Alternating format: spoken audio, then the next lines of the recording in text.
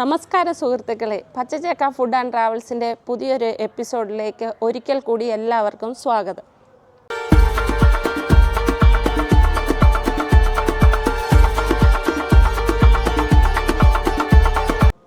പഴയ തലമുറക്കാർക്കും ഇളയ തലമുറക്കാർക്കും രുചികരവും ഇഷ്ടവുമായ രീതിയിൽ എങ്ങനെ ഈസിയായി അവൽ വിളയിക്കാം എന്നാണ് ഇന്നത്തെ എൻ്റെ വീഡിയോ. ഇതിനാവശ്യമായ ഇൻഗ്രീഡിയൻസ് എന്തൊക്കെയാണെന്ന് നമുക്ക് നോക്കാം. 1 കിലോ അവലാണ് ഇവിടെ എടുത്തിരിക്കുന്നത്. 1 കിലോ ശർക്കര പാനിയാക്കി ഇവിടെ വെച്ചിരിക്കുന്നു. പിന്നെ 2 തേങ്ങ, 100 ഗ്രാം ഉണക്കമുന്തിരി, 200 ഗ്രാം നെയ്യ്, 100 ഗ്രാം എള്ള്, 200 ഗ്രാം കടല, 200 ഗ്രാം പൊട്ടുകടല, പിന്നെ ചുക്ക് അതുപോലെ തന്നെ ജീരകവും ഏലക്കായും കൂടെ പൊടിച്ചു വെച്ചിരിക്കുന്നതാണ് ഇത്. നമുക്ക് ഇനി അവലൊന്ന് ചെറുതായിട്ട് ചൂടാക്കി എടുക്കണം. അതിന് ഉരുളി അടുപ്പത്ത് വെച്ചു. അത് ചെറുതായിട്ട് ചൂടായിട്ടുണ്ട്. നമുക്ക് ഇതിലേക്ക് കുറച്ച് അവൽ ഇട്ട് കൊടുക്കാം. ഇത് 1 കിലോ അവലായതുകൊണ്ട് ഇതിലൊന്നിച്ച് വറക്കാൻ പറ്റത്തില്ല. അതുകൊണ്ട് നമുക്ക് 2ആയിട്ട് വറുത്തെടുക്കാം. ചെറുതായിട്ട് ചൂടായാൽ മതി.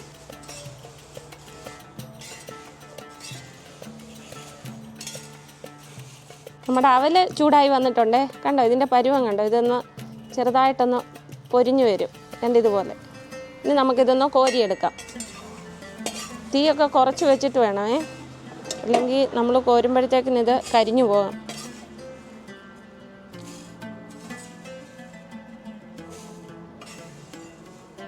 അപ്പോഴേ നമ്മുടെ അവലൊക്കെ നല്ലതായിട്ട് വറുത്ത് കോരിയിട്ടുണ്ട്. ഇത് കണ്ടോ, നല്ല മൊരിഞ്ഞിരിക്കുക. ഇനി നമുക്ക് ഉരുളി ചൂടായിരിക്കുവാണ്. അതിലേക്ക് നമുക്ക് നെയ്യ് ഒഴിച്ചു കൊടുക്കാവേ. ഇതെല്ലാം ഇനി ഓരോന്നും വറുത്തെടുക്കണം. നെയ്യൊക്കെ ആവശ്യത്തിന് നോക്കിയൊക്കെ കൊളസ്ട്രോളോ അങ്ങനെയൊക്കെ ഉണ്ടെങ്കിൽ കുറയ്ക്കാം.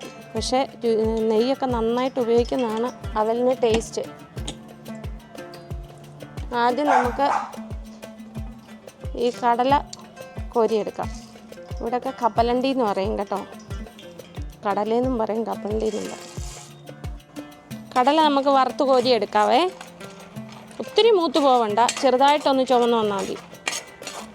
ഇതേ ഈ കടല പച്ചക്കടലയാണ് ഏറ്റവും നല്ലത്. എന്നാന്ന് ചോദിച്ചാൽ നമ്മൾ വറുത്ത കടല വാങ്ങിക്കുമ്പോൾ ഈ മണലിൻ്റെ ചെറിയ പൊടികളുണ്ട്. അത് നമ്മൾ അവലൊക്കെ കഴിക്കുമ്പം ഈ കടിക്കും ചെറുതായിട്ട്. അത് നമുക്ക് അത്രയും അങ്ങോട്ട് ആസ്വദിച്ച് കഴിക്കാൻ പറ്റത്തില്ല. അതുകൊണ്ട് പച്ചക്കടലയാണ് എപ്പോഴും നല്ലത്. അല്ലെങ്കിൽ ഇത് നന്നായിട്ട് കഴുകിയെടുക്കണം. തൊലിയൊക്കെ കളഞ്ഞിട്ട് നല്ലതുപോലെ കഴുകിയെടുക്കണം. അപ്പോഴേ നമ്മുടെ കടലയുടെ നിറമൊക്കെ മാറി വന്നു കണ്ടോ. ഇനി നമുക്കിതൊന്ന് കോരി മാറ്റാവേ. തീയൊക്കെ എപ്പോഴും കുറച്ച് വെച്ച് വേണം നമ്മൾ കോരാറാകുമ്പോഴത്തേനും ഇതെടുക്കാൻ. അല്ലെങ്കിൽ ബാക്കി നമ്മൾ എടുക്കുമ്പോഴത്തേനും കരിഞ്ഞു പോകും.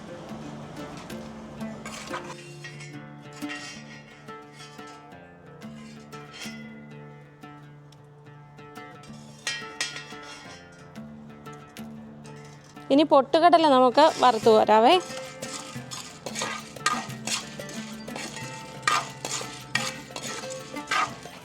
നമ്മുടെ പൊട്ടുകടലയും മൂത്ത് വന്നിട്ടുണ്ടേ. നമുക്ക് അതും കൂടെ കോരി മാറ്റാം.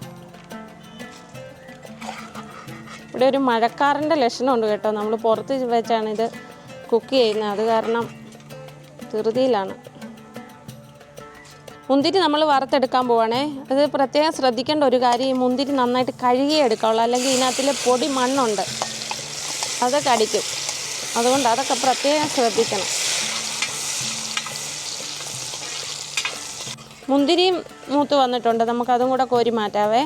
മുന്തിരി കഴുകിയെടുത്തിട്ട് വെള്ളമൊക്കെ ഒന്ന് വാലാൻ വെക്കണം. കാരണം അല്ലെങ്കിൽ നെയ്ക്ക് അതിലോട്ട് ഇടുമ്പോഴത്തേക്കിന് ഇതുപോലെ പൊട്ടിത്തെറിക്കും. ഇതിൽ ചെറിയൊരു വെള്ളമയം ഉണ്ടായിരുന്നു. അതുകൊണ്ടാണ് അത്രയും ശബ്ദ കോലാഹലമൊക്കെ ഉണ്ടായിരുന്നു. ഇനി നമ്മുടെ എള്ളൊന്ന് വറുത്ത് കോരണം. എള്ളും നന്നായിട്ട് കഴുകിയെടുത്താൽ നല്ലതാണ് കേട്ടോ. ഇത് കഴുകി ഒരു തുണിയിലോ ടിഷ്യൂയിലോ വല്ലതും വെച്ചിട്ട് തോർന്നെടുക്കുവാണെങ്കിൽ കുഴപ്പമില്ല. ഇത് ഞാനിപ്പം ഈ അരിപ്പയ്ക്കകത്തിലോട്ട് ഇട്ടിട്ടാണ് ഇത് വറുത്ത് കോരുന്നത്. അല്ല നമുക്ക് കോരിയെടുക്കാൻ ബുദ്ധിമുട്ടാണ്. നമ്മൾ കോരുമ്പോഴത്തേന് ഇത് കരിഞ്ഞു പോകും. അതുകൊണ്ടാണേ. ഇച്ചിരി ഏറെ നെയ്യുണ്ട്. ചെറിയ ചീനിച്ചട്ടിയൊക്കെ ആണെങ്കിൽ കുഴപ്പമില്ല. ഇതിപ്പോൾ നമ്മൾ മിക്സ് ചെയ്ത് കൊടുക്കണം. കണ്ടോ, എള്ള് പൊട്ടുന്ന സൗണ്ടൊക്കെ കേട്ടോ.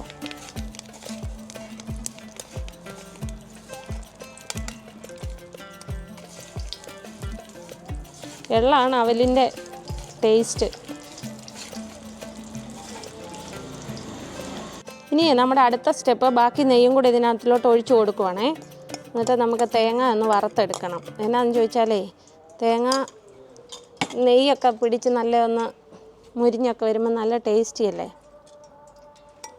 തേങ്ങ അവലിനകത്തിൽ കൊത്തി വറുത്തിടത്തില്ലല്ലോ. അപ്പോൾ ചിരണ്ടിയത് നമുക്ക് നെയ്ക്കകത്ത് നന്നായിട്ട് ഒന്ന് മൂപ്പിച്ചെടുക്കുകയാണെങ്കിൽ നല്ലതാണ്.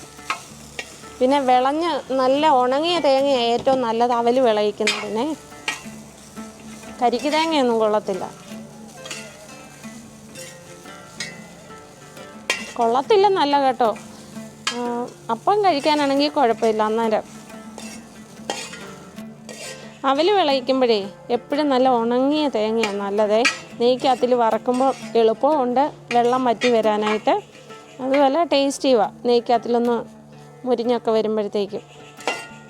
ഇല്ല അപ്പം നമ്മൾ കുറച്ച് വെച്ചിരിക്കാനാണെന്നുണ്ടെങ്കിൽ കരിക്ക് തേങ്ങയെക്കാട്ടി നല്ലത് ഉണങ്ങിയ തേങ്ങ തന്നെ ഉപയോഗിക്കുന്നത്. അവലേ വിളയിക്കുന്ന മണമൊക്കെ കേട്ടിട്ട് അവൽ വിളയിക്കുന്ന സ്മെല്ലൊക്കെ അടിച്ചിട്ടേ ബട്ടർഫ്ലൈ ഒക്കെ വരാൻ തുടങ്ങിയിട്ടുണ്ട് കേട്ടോ. നെയ്ക്കകത്തിൽ ഈ നട്ട്സ് എല്ലാം കൂടെ വറുത്ത് കോരിയില്ലേ.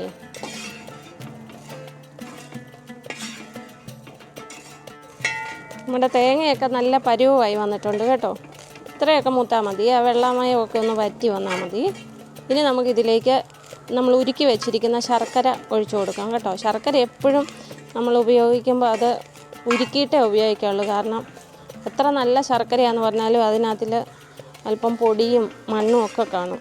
അത് നമ്മൾ അവലൊക്കെ നല്ലതായിട്ട് രുചിയായിട്ടൊക്കെ ഉണ്ടാക്കിയിട്ട് ആസ്വദിച്ച് കഴിക്കുമ്പോഴേ ഈ പൊടിമണ്ണൊക്കെ കടിച്ചാൽ നമുക്കതൊരു ബുദ്ധിമുട്ടാണ്. നമ്മൾ ശർക്കര ഒഴിക്കുമ്പോൾ തീ അല്പം ഒന്ന് കുറച്ച് വെച്ച് കൊടുത്തിട്ട് വേണം ശർക്കര ഒഴിക്കാൻ വേണ്ടി. അല്ലെങ്കിൽ ദേഹത്തോട്ട് തെറിക്കും. ചൂടായി നിൽക്കുമല്ലേ ഉരുളിയൊക്കെ. ഉണ്ടോ? ഇനി നമുക്ക് നന്നായിട്ട് ഇളക്കി കൊടുക്കാവേ. ഈ ശർക്കര ഇത്തിരി ഒന്ന് കുറുകി വരണം. കാരണം അല്ലെങ്കിൽ വെള്ളം പോലെ കിടന്നാലേ അവലങ്ങ് കുതിർന്നു പോകും. അതുകൊണ്ടാണ്. തേങ്ങ ചിരണ്ടുമ്പോൾ എന്തായാലും ചകിരിയുടെ ഒരു അല്പം നാരും ഇതൊക്കെ ഇതിനകത്തിൽ കിടക്കും. നമ്മൾ തേങ്ങ വറക്കുമ്പം ആ നാരൊക്കെ പൊങ്ങി വരും. ഇത് കണ്ടോ, ഇതിൻ്റെ അതിൽ ചെറിയൊരു ചകിരിയുടെ ഇത് കിടക്കുന്നുണ്ടോ. നമ്മൾ തേങ്ങ വറുത്തതിനകത്തിലോട്ട് ശർക്കര ഒഴിച്ചായിരുന്നല്ലോ. അപ്പോൾ ആ പാനി ഈ കുറുകി ഇങ്ങനെ ചെറുതായിട്ടൊന്ന് വലിയുന്ന ആ പരുവത്തിലാണ് നമ്മൾ അവലിട്ട് കൊടുക്കേണ്ടത്. അപ്പോൾ ആ പരുവമായിട്ടുണ്ട്. നമുക്കിതിലേക്ക് കുറച്ച് ജീരകവും ഏലക്കായും കൂടെ ചതച്ചത് ഇട്ട് കൊടുക്കാം. അത് കഴിഞ്ഞിട്ട് നമുക്ക് അവലും കൂടി ഇതിലേക്ക് ഇട്ട് കൊടുക്കണം. ഏലക്കായ ഒന്ന് ചതച്ചെടുത്താൽ മതി. ജീരകം നന്നായിട്ട് പൊടിച്ചോ, പക്ഷേ ഏലക്കായ ചതച്ചെടുക്കുന്നത് നല്ല, അല്ലെങ്കിൽ നാര് പോലെ ഇത് കടിക്കും. കുറേശ്ശെ ഇട്ട് കൊടുക്കണം അവൽ. ഇതേ ബാക്കിയും കൂടെ നമുക്കിട്ടിട്ട് നന്നായിട്ട് മിക്സ് ചെയ്തെടുക്കാവേ.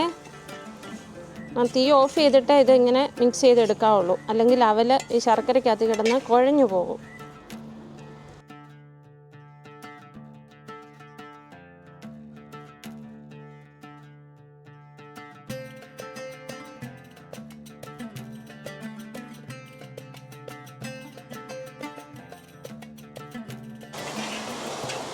നമ്മുടെ അവലൊക്കെ നന്നായിട്ട് ശർക്കരയ്ക്കകത്തിൽ ഇങ്ങനെ കുഴഞ്ഞു വന്നിട്ടുണ്ട് കേട്ടോ.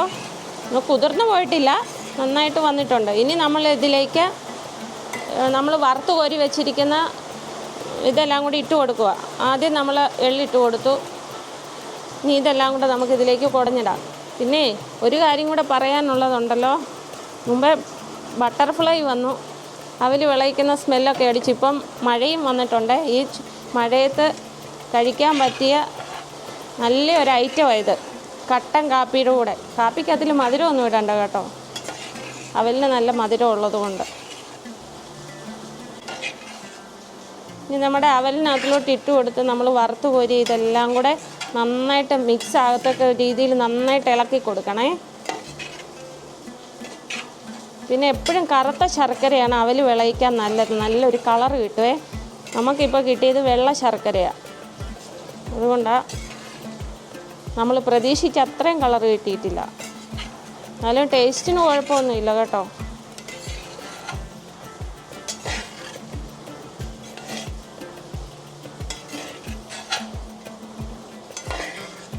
അപ്പോഴേ നമ്മുടെ അവൽ വിളയിച്ചത് റെഡി ആയിട്ടുണ്ട്. നമുക്കിനി അതൊരു സെർവിങ് പ്ലേറ്റിലേക്ക് മാറ്റി ടേസ്റ്റ് ചെയ്യാനായിട്ട് രണ്ടുപേർക്ക് കൊടുക്കാം.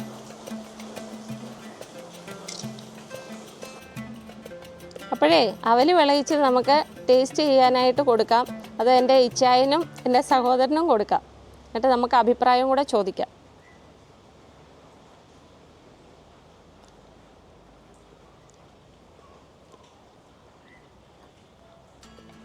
ഇപ്പം നല്ല മഴയുണ്ട് കേട്ടോ. ചൂട് കാപ്പി, കട്ടൻ കാപ്പിയുടെ കൂടെ കഴിക്കാൻ നല്ല ടേസ്റ്റിയാണ്. സഹോദരി ആയതുകൊണ്ട് പറയല്ല, സൂപ്പർ കേട്ടോ, അടിപൊളി ടേസ്റ്റാണ്. നല്ല ചൂടുള്ള കട്ടൻ കാപ്പിയും കൂടെ ഇതിനോട് തന്നെ.